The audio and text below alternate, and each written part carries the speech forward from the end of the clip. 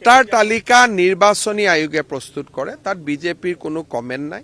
আমি নিকা এখন ভোটাৰ তালিকা হওয়াটো বিচাৰো।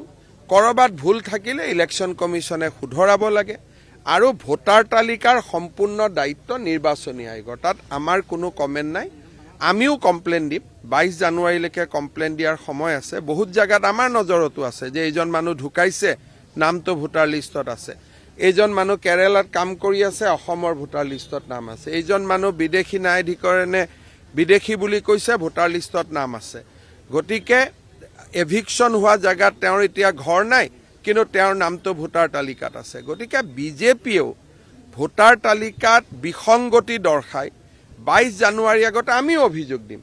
কিন্তু সেইটো নিৰ্বাচনী আয়োগৰ ওপৰত অনাস্থা নহয়, নিয়মেই যে আমাৰ খচৰাত ভুল থাকিবই আৰু ভুল সংশোধন কৰিবৰ কাৰণে claims and objection from 6, from 7, from 8। গতিকে এইটো বাতৰি কাকত আৰু টিভিত শুদ্ধ নহ'ব। ফৰ্ম 6 দিব লাগিব, ফৰ্ম 7 দিব লাগিব, ফৰ্ম 8 দিব লাগিব, তেতিয়াহে শুদ্ধ হ'ব।